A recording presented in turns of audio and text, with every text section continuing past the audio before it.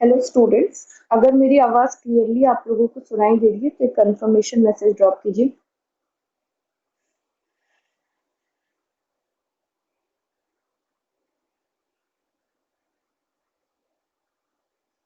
Okay, I got the message. अब आप लोग मैसेज मत कीजिए। अगर लेक्चर के ड्यूरेशन में आप लोग को सुनाई नहीं देगा तो इसका मतलब प्रॉब्लम आपकी एंड से। आप बार बार मैसेज मत कीजिएगा। ये जो भी आप आज की क्लास में पढ़ेंगे ये आपको यूट्यूब चैनल पे भी मिल जाएगा। हम लोग स्टार्ट करेंगे स्टैग्फ्लेशन के साथ, जो कि हम लास्ट क्लास में पढ़ रहे थे।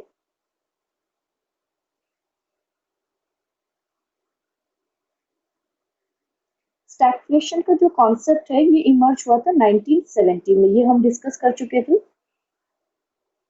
1970s के दौर में। ओके, एक स्टूडेंट ने कहा है कि थोड़ा सा हम स्लो पढ़ाएं ताकि आप लोग नोट डाउन कर पाए। स्टैगफ्लेशन जो है वो 1970s में ये कॉन्सेप्ट इमर्ज हुआ था। ये हमने लास्ट क्लास में डिस्कस किया था। 1970s में जो फेनोमेना पाया गया था उसमें दो चीजें थी। एक कॉन्सेप्ट था स्टैग्नेंसी का।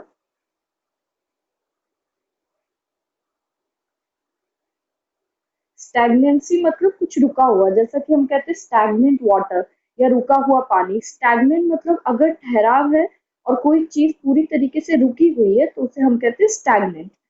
यहाँ पे अगर हम स्टैग्नेंसी की बात कर रहे हैं तो इसका मतलब हम रिसेशन की बात कर रहे हैं। अगर हम बिजनेस साइकिल के फिगर से समझें तो ये जो आप लोअर पोजीशन देखते हैं, सबसे lowest position of a business cycle, इसको हम कहते हैं डिप्रेशन। और यही पोजीशन होती है स्टैग्नेंसी की। अगर कोई भी अर्थव्यवस्था में राष्ट्रीय आय या जीडीपी पूरी तरीके से रुक जाए और लोएस्ट पॉइंट पे हो तो इस पॉइंट को हम कहेंगे पॉइंट ऑफ स्टैग्नेंसी। स्टैग्नेंसी का मतलब डिप्रेशन भी हो सकता है, स्टैग्नेंसी का मतलब रिसेशन भी हो सकता है। जो डाउनवर्ड आप कर्व में देख रहे हैं, डाउनवर्ड स्लो शो करता है रिसेशन को या मंदी को। रिसेशन, डिप्रेशन, दोनों ही चीज को हम स्टैग्नेंसी कहेंगे। तो 1970s में ये पाया गया कि विश्व की बहुत सारी अर्थव्यवस्था, खासकर से पूंजीवादी अर्थव्यवस्था जो है, वो रिसेशन के दौर से गुजर रही है। और उसके साथ साथ दूसरी चीज जो कि उसके एकदम विपरीत और कॉन्ट्राडिक्टरी थी, दूसरा क्या था? High rate of inflation. Inflation हमने शॉर्ट में डिस्कस किया था। इन्फ्लेशन मतलब persistent and continuous rise in price level. अगर कीमत दर में निरंतर वृद्धि हो रही है तो उसको हम कहेंगे मुद्रास्फीति। अगर मंदी और मुद्रास्फीति दोनों एक साथ पाए जा रहे हैं, जैसा कि 1970s के दौर में देखा गया, तो उस सिचुएशन को हमने क्या नाम दिया? स्टैगफ्लेशन। स्टैगफ्लेशन दो शब्दों से बना है, स्टैग्नेंट प्लस इन्फ्लेशन। स्टैग्नेंट का स्टैग और इन्फ्लेशन का फ्लेशन, इन दोनों को जोड़ के शब्द आया स्टैगफ्लेशन। ये पॉइंट क्लियर हो गया। 1970s में मंदी के साथ साथ मुद्रास्फीति की भी सिचुएशन थी जो कि एक दूसरे के विपरीत थी। और पहली बार 1970s में इसको पाया गया, इसलिए एक नया शब्द इसके लिए स्टैग्नेंट का स्टैग और इन्फ्लेशन के फ्लेशन को जोड़ के शब्द बनाया गया स्टैगफ्लेशन। स्टैगफ्लेशन हुआ क्यों था, ये आपके माइंड में क्वेश्चन आ रहा होगा। ये हुआ था ऑयल शॉक की वजह से। ऑयल शॉक का मतलब क्या है? जितनी भी गल्फ कंट्रीज है जो ऑयल जो है एक्सपोर्ट करती हैं, ऑयल का निर्यात करती हैं, ऑयल की प्राइस में अचानक से बहुत ज्यादा उछाल आया था। क्यों? क्योंकि ऑयल की जो सप्लाई है उसमें कमी आ गई थी। तो इसको नाम दिया गया ऑयल शॉक का। क्योंकि किसी भी आर्थिक गतिविधि के लिए या उत्पादन के लिए हमें, यस ओपीईसी आपने सही जवाब दिया है, किसी भी आर्थिक गतिविधि या उत्पादन के लिए ऑयल जो है एक बहुत ही इम्पोर्टेंट फैक्टर्स ऑफ प्रोडक्शन है। अगर आप मशीनरी को रन कर रहे हैं या आप गाड़ी मोटर की बात करें जिससे आप ट्रांसपोर्ट करते हैं अपने उत्पादित की हुई वस्तुओं को, तो हर चीज के लिए आपको ऑयल की नीड है, इलेक्ट्रिसिटी के लिए भी।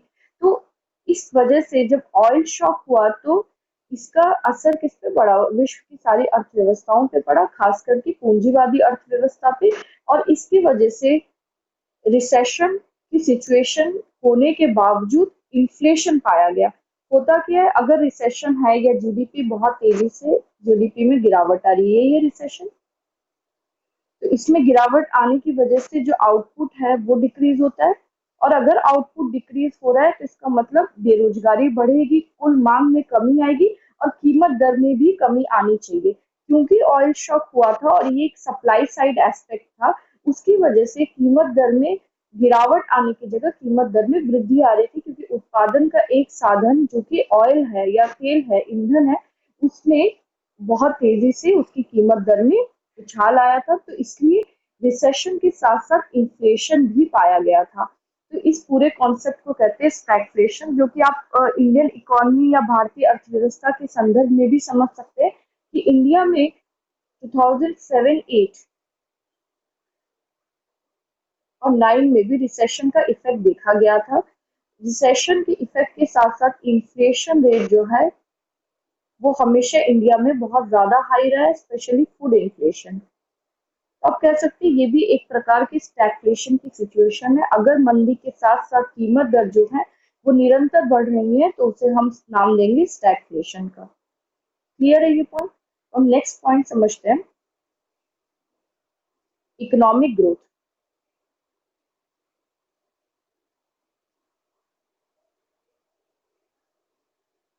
इकोनॉमिक ग्रोथ की जब हम बात करते हैं तो ग्रोथ और डेवलपमेंट को कभी कभी सिनोनिमस या एक दूसरे के पर्यायवाची भी समझा जाता है, लेकिन इसमें एक डिफरेंस है जिसको हम समझेंगे। ग्रोथ का मतलब होता है कि हम सिर्फ राष्ट्रीय आय या मौद्रिक वैल्यू की बात करें, जीडीपी की बात करें, जो सिर्फ इनकम पैरामीटर या आय को अंकित करता है। लेकिन डेवलपमेंट की अगर हम बात करें, विकास की बात करें, तो इसमें हम सोशल पैरामीटर्स को भी लेते हैं।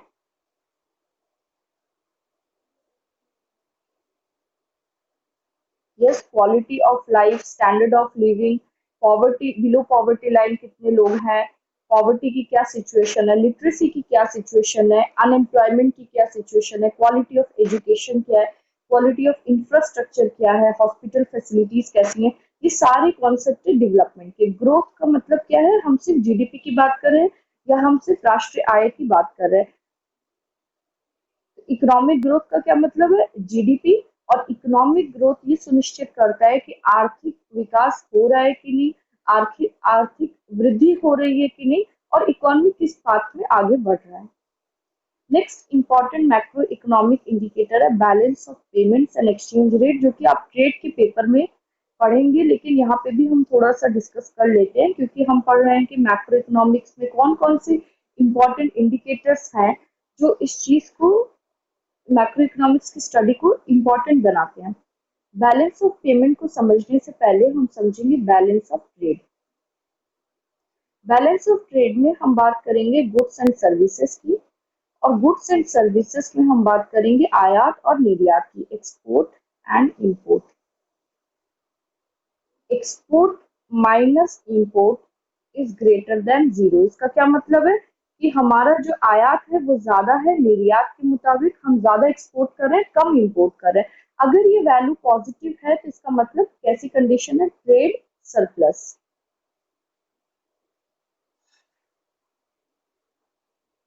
अगर export minus import less than zero है, इसका मतलब आयात की हुई वस्तुओं या सेवाओं की जो कीमत है वो ज्यादा है अपेक्षाकृत निर्यात के।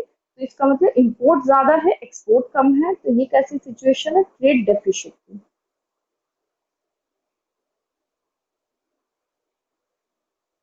ठीक है, ट्रेड सरप्लस अगर है तो इसका मतलब कि हमारे पास ज्यादा फॉरेन एक्सचेंज रिजर्व है। अगर किसी कंट्री के साथ हम ट्रेड करते हैं तो उनकी जो मुद्रा होगी, फॉर एग्जांपल डॉलर है या यूरो है, पाउंड्स है, उसमें ट्रेड होता है। अगर हमने ज्यादा एक्सपोर्ट किया तो हमारा फॉरेन एक्सचेंज रिजर्व जो है वो ज्यादा होगा। तो इस सिचुएशन में हम आप कह सकते हैं कि बेटर ऑफ है और हमें कोई बैलेंस ऑफ पेमेंट की प्रॉब्लम नहीं होगी। लेकिन अगर सिचुएशन ट्रेड डेफिसिट की है तो यहाँ पे कॉन्सेप्ट आता है बैलेंस ऑफ पेमेंट का। मान लेते हैं, एक सिंप्लीफाई करने के लिए हम एग्जांपल लेते हैं, जो एक्सपोर्ट किया है हमने उसकी वैल्यू जो है वो 50 है, 50 रुपीज मान लेते हैं, $50।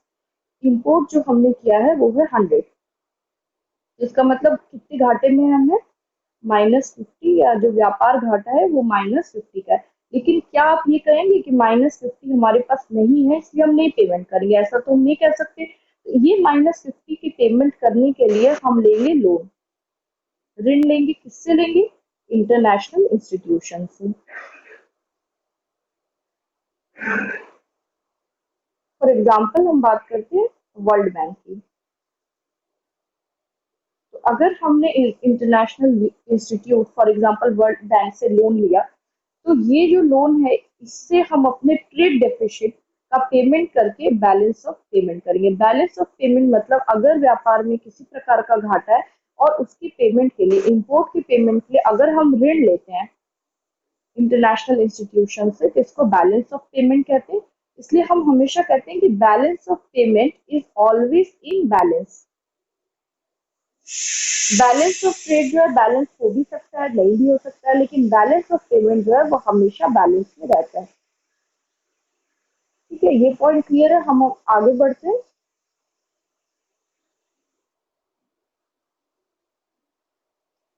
नेक्स्ट है role of government in the macro economy. Government का मैक्रो इकोनॉमी में क्या रोल है, सरकार का मैक्रो इकोनॉमी में क्या हस्तक्षेप है और किस प्रकार से सरकार जो है वो रेगुलेट करती है मैक्रो इकोनॉमी को। पहला है फिस्कल पॉलिसी। फिस्कल पॉलिसी का मतलब है कि अगर गवर्नमेंट फिस्कल इंस्ट्रूमेंट्स की हेल्प से, fiscal instruments for example tax rate हम ले लेते हैं, की हेल्प से एग्रीगेट डिमांड, जिसे हम कहते हैं कुल मांग में अगर किसी प्रकार से परिवर्तन लाती है और उससे जीडीपी या आउटपुट जिसे हम कहते हैं, कुल उत्पादन को अगर किसी प्रकार से चेंज करती है तो उसको हम कहते हैं फिस्कल पॉलिसी। प्रांजल कोई स्टूडेंट अपना माइक्रोफोन ऑफ कर लीजिए। फिस्कल इंस्ट्रूमेंट का क्या मतलब है, फिस्कल इंस्ट्रूमेंट मतलब ये डायरेक्टली गवर्नमेंट अगर टैक्स रेट को या टैक्स बेस को या अपने एक्सपेंडिचर को, जो गवर्नमेंट अलग अलग स्कीम्स में एक्सपेंडिचर करती है, व्यय करती है, उससे अगर कुल मांग में किसी प्रकार का परिवर्तन लाती है, उससे कुल उत्पादन जो है वो प्रभावित होता है, तो उसको हम कहते हैं फिस्कल पॉलिसी। मॉनेटरी पॉलिसी क्या है समझ लेते हैं। मॉनेटरी पॉलिसी जो है वो किसी भी अर्थव्यवस्था में वहां के सेंट्रल बैंक के द्वारा, आप कह सकते हैं, लागू की जाती है। इंडिया के लिए है RBI, reserve bank of India. इसमें क्या होता है, इसमें मॉनेटरी सप्लाई जो है, या सॉरी मनी सप्लाई जो है, जिसे हम एमएस लिखते हैं, मनी सप्लाई को चेंज करने की कोशिश की जाती है। डिफरेंट डिफरेंट मॉनेटरी इंस्ट्रूमेंट्स हैं। फॉर एग्जांपल आप कह सकते हैं repo rate, reverse repo rate, ये सब आप मनी बैंकिंग के पेपर में डिटेल में पढ़ेंगे। Repo rate, reverse repo rate, interest rate, कुछ एग्जांपल्स है मॉनेटरी इंस्ट्रूमेंट्स के। अगर इनको प्रभावित करके मनी सप्लाई को, ये सब सीआरआर भी ले सकते हैं, एसएलआर भी ले सकते हैं, ये सब आप लोग डिटेल में पढ़ेंगे, ये मैंने कुछ एग्जांपल्स दिए हैं। अगर इस सब पे किसी भी प्रकार का आरबीआई चेंज लाती है और उससे मनी सप्लाई जो है उसमें उतार या चढ़ाव आता है, लिक्विडिटी ऑफ मनी, या उसमें कोई चेंज आता है कि मनी कितना इजीली अवेलेबल है, तो उससे अगर हम मॉनेटरी सप्लाई को इंक्रीज या डिक्रीज करते हैं तो इसका इंटेंशन क्या होता है फाइनली। ओके, एक स्टूडेंट का रिक्वेस्ट है कि मॉनेटरी पॉलिसी फिर से मैं एक्सप्लेन कर दूं। मॉनेटरी पॉलिसी जो है ये सेंट्रल बैंक, किसी भी कंट्री के जो सेंट्रल बैंक होती है उसके द्वारा निर्धारित की जाती है। भारत के संदर्भ में अगर बात करें तो ये रिजर्व बैंक ऑफ इंडिया है, आरबीआई। और आरबीआई अलग अलग मॉनेटरी इंस्ट्रूमेंट्स यूज करके, जैसे कि यहाँ पे हमने लिया repo rate, reverse repo rate, interest rate, कुछ स्टूडेंट्स ने बताया सीआरआर, एसएलआर, ये सब आप लोग मनी बैंकिंग के पेपर में डिटेल में पढ़ेंगे कि इसका क्या मतलब है। अगर इसको चेंज किया जाता है तो इससे मनी सप्लाई जो है, मार्केट में कितनी मनी की सप्लाई है वो चेंज होती है। और इसका इंटेंशन क्या होता है, मनी सप्लाई अगर चेंज होगी तो इसका डायरेक्ट इफेक्ट पड़ेगा एग्रीगेट डिमांड पे। फॉर एग्जाम्पल, अगर आपके पास कम क्वांटिटी ऑफ मनी कम हो रही है सोसाइटी में तो एग्रीगेट डिमांड कम होगी। अगर लिक्विडिटी बढ़ गई या क्वांटिटी ऑफ मनी जो है वो मार्केट में बढ़ गया तो एग्रीगेट डिमांड भी बढ़ जाएगा।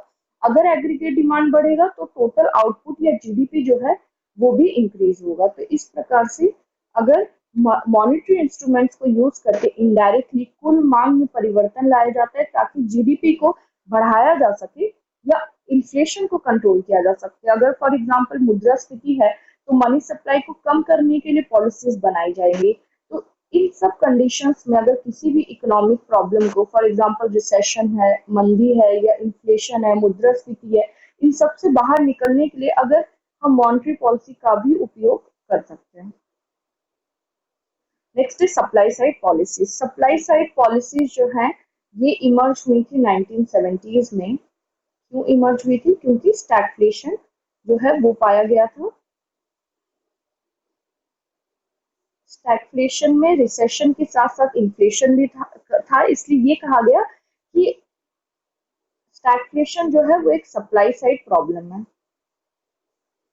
सप्लाई साइड प्रॉब्लम क्यों है? क्योंकि एक तरफ तो कुल मांग में कमी है, एग्रीगेट डिमांड जो है वो कम है, लेकिन प्राइस जो है वो हाई है, जो कि एक दूसरे के कॉन्ट्राडिक्टरी है। ज्यादातर क्या होता है, एग्रीगेट डिमांड अगर कम है तो प्राइस लेवल भी कम होता है, क्योंकि अगर किसी वस्तु की मांग ही नहीं है तो उसकी कीमत पे भी निरंतर गिरावट आएगी। लेकिन स्टैगफ्लेशन में एग्रीगेट डिमांड के साथ साथ प्राइस लेवल हाई होते हैं। तो इसका मतलब जो सप्लाई है आउटपुट की वो कहीं ना कहीं रिड्यूस हो रही है। तो सप्लाई साइड पॉलिसीज ये कहते हैं कि हमें सप्लाई एस्पेक्ट को भी देखना पड़ेगा, और अगर किसी प्रकार की प्रॉब्लम है, फॉर एग्जांपल इन्फ्लेशन की प्रॉब्लम है, तो जरूरी नहीं है कि हमेशा मांग में बढ़ोतरी होने की वजह से ही मुद्रास्फीति हो, लेकिन सप्लाई के घटने की वजह से भी मुद्रास्फीति हो सकती है। तो इसलिए सप्लाई साइड पॉलिसीज कहते हैं कि हमें सप्लाई एस्पेक्ट पे ज्यादा फोकस करना चाहिए rather than demand aspect. Next है post Keynesian developments in macroeconomics. Post Keynesian developments का क्या मतलब है, एक बार हम लोग पिछले जो लेक्चर्स थे उन पे जाते हैं। मैंने आप लोगों को बताया था कि 1929 में जो है हमने मंदी की बात की थी। 1930s के पूरा जो एक दशक था या डिकेड था उसमें ग्रेट डिप्रेशन था। 1936 में केन्स ने किताब लिखी थी जिसके बाद कीनशियन रेवोल्यूशन की हमने बात की थी। कीनशियन रेवोल्यूशन इसे क्यों कहा गया था? क्योंकि वो एक नई विचारधारा को केन्स ने इंट्रोड्यूस किया था जो उससे पहले किसी ने उसकी बात नहीं की थी, इसलिए इनको father of modern macro economics भी कहा जाता है। कीन्स के बाद जितने भी इकोनॉमिस्ट ने थ्योरीज बनाई मैक्रो लेवल पे उन सबको हम कहते हैं पोस्ट कीनशियन। पोस्ट मतलब कीन्स के बाद। पोस्ट कीनशियन इकोनॉमिक्स वो थे जिन्होंने क्लासिकल और कीन्स को कंबाइन करके थ्योरीज बनाई, सिद्धांतों का निर्माण किया। कुछ ऐसे थे जिन्होंने कीन्स की थ्योरी के कंक्लूजन्स लिए और अपने भी कुछ नए कंक्लूजन्स उसमें ऐड किए। तो उसमें कुछ जो इम्पोर्टेंट स्कूल ऑफ थॉट्स है उसको हम डिस्कस करेंगे। पहला है मॉनिटरिज्म। मॉनिटरिज्म की जब भी हम बात करते हैं, जैसा कि इसका नाम है मॉनिटरिज्म, तो ये हमेशा मॉनेटरी पॉलिसी को सबसे प्राइमरी मानता है। इनका मानना है कि जो मॉनेटरी पॉलिसी है वो सबसे कारगर होती है, और इन्फ्लेशन जो है हमेशा एक मॉनेटरी फेनोमेना है। मतलब इन्फ्लेशन अगर है तो वो मॉनेटरी रीजंस की वजह से, वो मनी सप्लाई से रिलेटेड है, ना कि सप्लाई साइड एस्पेक्ट से। ये मानना है मॉनेटरिज्म का। इसमें सबसे फेमस अर्थशास्त्री जिन्होंने इसको इसमें बिलीव किया था, स्कूल ऑफ थॉट से थे, वो थे मिल्टन फ्रीडमैन।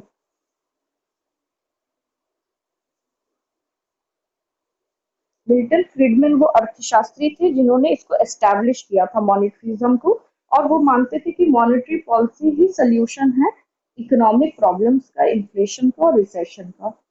नेक्स्ट हम बात करते हैं सप्लाई साइड पॉलिसीज की। सप्लाई साइड पॉलिसी अभी हमने डिस्कस किया था। ये स्टार्ट हुए थे स्टैगफ्लेशन के साथ, और ये बात करते थे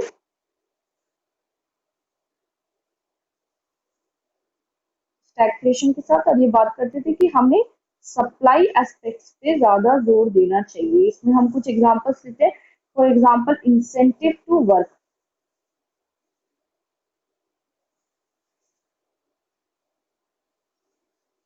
incentive to save, aggregate supply.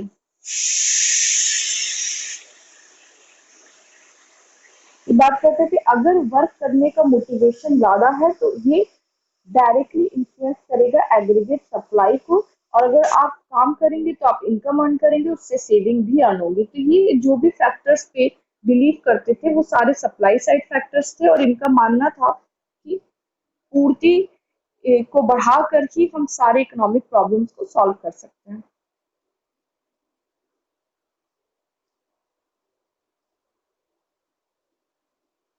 Next है new classical economics based on rational expectations. इसको आपको डिटेल में नहीं पढ़ना है, सिर्फ इन ब्रीफ में आपको मैं बता देती हूँ।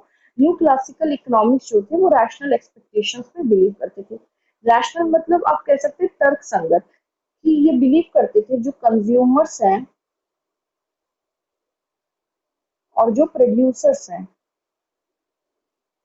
जो वर्ग उत्पादन कर रहा है और जो उपभोग कर रहा है, उनको सारी इंफॉर्मेशन है मार्केट की।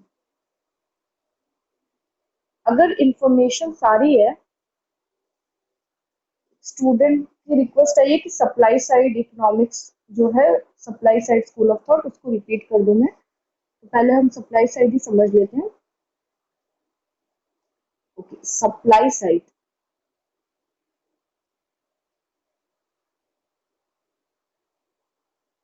सप्लाई साइड जो है ये स्टार्ट हुआ स्टैगफ्लेशन के साथ।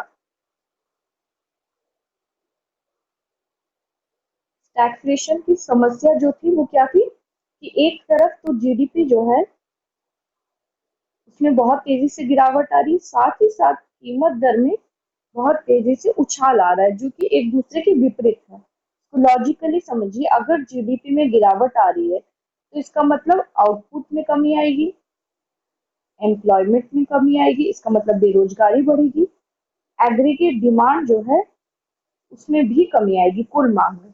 अगर उत्पादन कम हो रहा है, बेरोजगारी बढ़ रही है, तो जो मांग है वो कहाँ से आ रही है? वो जो लोग उपभोग कर रहे हैं। अगर बेरोजगारी बढ़ गई तो इसका मतलब, एक स्टूडेंट ने कुछ क्वेश्चन पूछे, समझ में नहीं आया मुझे, फिर से सेंड कर दीजिए आप टाइप करके। अगर जीडीपी जो है या उत्पादन जो है उसमें कमी आ रही है, तो उत्पादन में अगर कमी आ रही है तो उत्पादन का एक बहुत प्रमुख साधन है श्रमिक, या जो श्रम प्रदान करते, लेबर। एम्प्लॉयमेंट में कमी आएगी, रोजगार में कमी आएगी, इसका मतलब कम लोगों के पास रोजगार है, कम लोगों के पास रोजगार है तो इसका मतलब कम लोगों के पास आय है कि वो उपभोग कर सके, तो इसका मतलब इकोनॉमी में कुल मांग में कमी आएगी। अगर कुल मांग में कमी आ रही है तो अगर वस्तुओं की मांग ही नहीं है तो उनकी कीमत दर में भी निरंतर कमी आएगी। लॉजिकल है। लेकिन स्टैगफ्लेशन में क्या पाया गया कि उत्पादन में भी कमी आ रही है और प्राइस लेवल इंक्रीज हो रहा है। जीडीपी के डिक्रीज होने के साथ आउटपुट, एम्प्लॉयमेंट, एग्रीगेट डिमांड तीनों कम हो जाते हैं, जिसकी वजह से कीमत दर में कमी आनी चाहिए। लेकिन स्टैगफ्लेशन में इसके विपरीत प्राइस लेवल जो है इंक्रीज हो रहा था। तो सप्लाई साइड इकोनॉमिस्ट यहाँ पे ये कहते हैं कि सिर्फ डिमांड एस्पेक्ट या मांग को स्टडी करके हम ये नहीं बता सकते कि प्राइस लेवल क्यों इंक्रीज हो रहा है। प्राइस लेवल के इंक्रीज होने का अर्थ ये है कि सप्लाई जो है वो बहुत कम है। इसे एक एग्जांपल से हम समझ लेते हैं। फॉर एग्जांपल, रिसेशन का टाइम है, मंदी है, तो इसका मतलब एग्रीगेट डिमांड जीरो तो नहीं होगी। एग्रीगेट डिमांड हम मान लेते हैं कि एकदम सिंप्लीफाई करने के लिए 10 यूनिट्स है, किसी भी वस्तु के 10 यूनिट्स की डिमांड है मार्केट में। ठीक है, पहले 100 थी, अब 10 हो गई है। अब समझिए कि एग्रीगेट सप्लाई कितनी है। एग्रीगेट सप्लाई जो है रिसेशन के टाइम पे 5 हो गई है। तो ये जो डिफरेंस आप 10 - 5 का देख रहे हैं, ये क्या बताता है कि मांग ज्यादा है। रिसेशन में मांग जो है 100 से 10 हो गई है, लेकिन सप्लाई भी 5 हो गई है। तो इसका मतलब कि सप्लाई डिमांड की अपेक्षा कम है, तो इसका मतलब कि कीमत दर जो है उसमें वृद्धि आएगी। अगर कभी भी एग्रीगेट डिमांड जो है एग्रीगेट सप्लाई से ज्यादा होती है। इसका मतलब जितनी पूर्ति है बाजार में उससे ज्यादा मांग है, तो इसका मतलब जिस भी वस्तु की मांग ज्यादा होगी पूर्ति की अपेक्षा उसकी कीमत दर में जो है वृद्धि आएगी। इस प्रकार से हम समझ सकते हैं कि सप्लाई एस्पेक्ट क्या है और सप्लाई साइड इकोनॉमिस्ट किस चीज की बात करते हैं। सप्लाई साइड इकोनॉमिस्ट ये कहते हैं कि अगर एग्रीगेट सप्लाई जो है एग्रीगेट डिमांड की अपेक्षा कम होती है तो प्राइस जो है कीमत दर मंदी के समय भी बढ़ी हुई दिख सकती है, या हम मुद्रास्फीति भी स्टैग्नेंसी के साथ या रिसेशन के साथ देख सकते हैं इकोनॉमी में। तो सप्लाई साइड इकोनॉमिक्स ये कहता है कि हमेशा हमें सिर्फ डिमांड एस्पेक्ट को ही नहीं स्टडी करना चाहिए। अगर इन्फ्लेशन है, मुद्रास्फीति है, तो हमें ये देखना चाहिए कि सप्लाई की कंडीशन क्या है और एग्रीगेट सप्लाई को इंक्रीज करने की जरूरत है, ना कि एग्रीगेट डिमांड को। कीन्स ने अपनी थ्योरी के सोल्यूशन में ये कहा था कि रिसेशन से निकलने के हमें एग्रीगेट डिमांड को बढ़ाना पड़ेगा, लेकिन जब स्टैग्फ्लेशन आया तो सप्लाई साइड इकोनॉमिस्ट ने ये कहा कि एग्रीगेट डिमांड के साथ साथ हमें एग्रीगेट सप्लाई को भी इंक्रीज करना पड़ेगा ताकि हम स्टैग्फ्लेशन की सिचुएशन या इन्फ्लेशन मुद्रास्फीति जो कि रिसेशन के साथ पाई जा रही है उससे बाहर निकल सके। आई होप आप सबको समझ में आ गया और सप्लाई साइड इकोनॉमिस्ट क्या कहना चाहते थे। अब हम बात करते हैं new classical economics based on rational expectation. ये जो थ्योरी है ये पीजी लेवल में पढ़ाई जाती है और मैं सिर्फ आप लोगों को इसका ब्रीफ बता रही हूँ ताकि आपको ये क्लियर रहे कि कीन्स के बाद क्या इम्पोर्टेंट जो डिस्कशंस हुए थे इकोनॉमिक्स के फील्ड में, मैक्रो इकोनॉमिक्स के फील्ड में। न्यू क्लासिकल इकोनॉमिक्स ये कहते हैं कि अगर कंज्यूमर्स हैं जो उपभोग कर रहे हैं वो वर्ग प्लस प्रोड्यूसर्स जो उत्पादन कर रहे हैं, इन दोनों को मार्केट की सारी इंफॉर्मेशन है। अगर मार्केट की इंफॉर्मेशन सारी है इसका मतलब जो डिसीजन ये लेंगे वो तर्क संगत होगा या रैशनल होगा। रैशनल डिसीजंस लिए जाते हैं ताकि प्रोड्यूसर्स का प्रॉफिट मैक्सिमम हो और कंज्यूमर का जो है वेलफेयर या आप कह सकते हैं सेटिस्फैक्शन, या आप कह सकते हैं यूटिलिटी, ये सब मैक्सिमम हो। तो प्रोड्यूसर प्रॉफिट मैक्सिमाइजेशन की बात करते हैं, कंज्यूमर यूटिलिटी या सेटिस्फैक्शन को मैक्सिमाइज करने की बात करता है।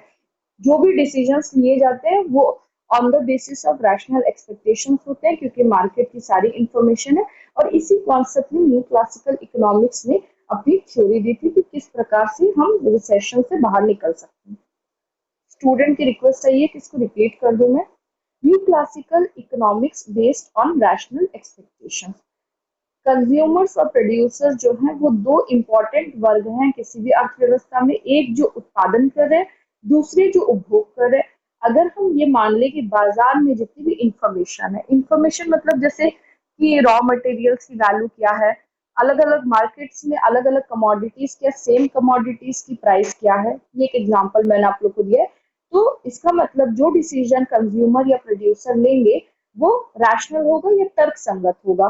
प्रोड्यूसर प्रॉफिट मैक्सिमाइजेशन की बात करेंगे, कंज्यूमर्स अपने वेलफेयर सेटिस्फैक्शन या यूटिलिटी मैक्सिमाइजेशन की बात करेंगे। इसी बेसिस पे रैशनल एक्सपेक्टेशंस थ्योरी बनाई गई है जो ये बताते हैं कि किस प्रकार से रिसेशन से बाहर आ सकता है, ये संतुलन किसी अर्थव्यवस्था में कैसे स्थापित होता है। नेक्स्ट बात करते हैं न्यू केन्शियन इकोनॉमिक्स की। न्यू केन्शियन इकोनॉमिक्स जो है बहुत इंपॉर्टेंट स्कूल ऑफ थॉट है। ये कहते हैं कि किसी भी समय में प्राइस स्टिकीनेस,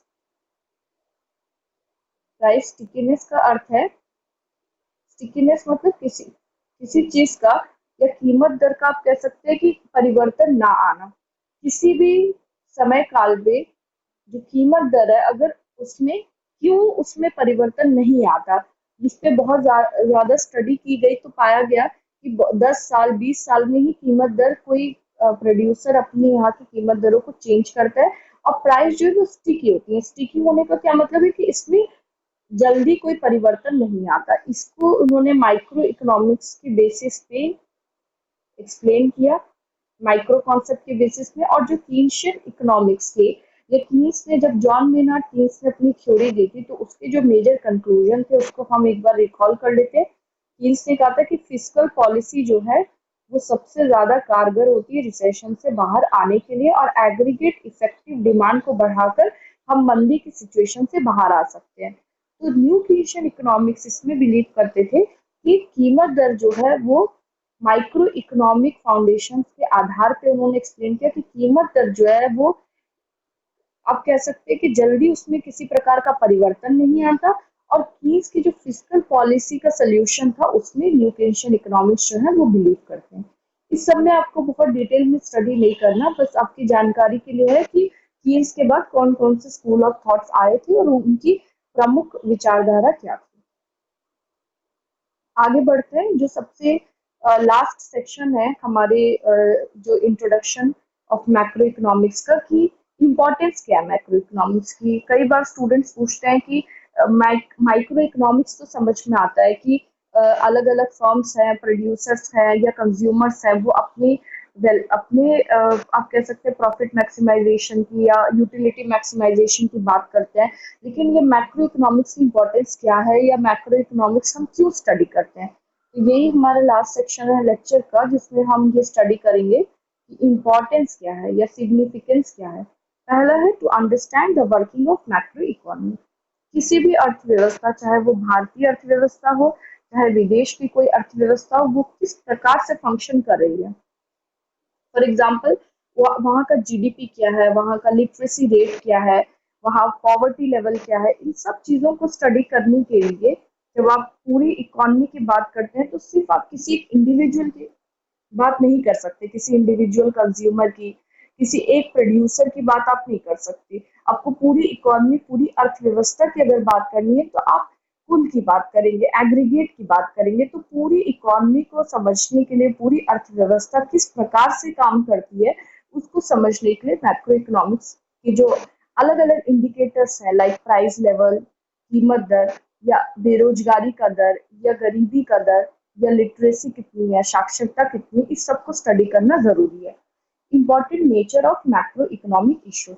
जितने भी अलग अलग मैक्रो इकोनॉमिक इश्यूज हैं, जैसा कि हमने कहा बेरोजगारी हो गई, इन्फ्लेशन हो गया, या प्राइस लेवल हो गया, पॉवर्टी हो गया, लिटरेसी रेट हो गया, स्टैंडर्ड ऑफ लिविंग हो गया, इन सबको स्टडी करना जरूरी है।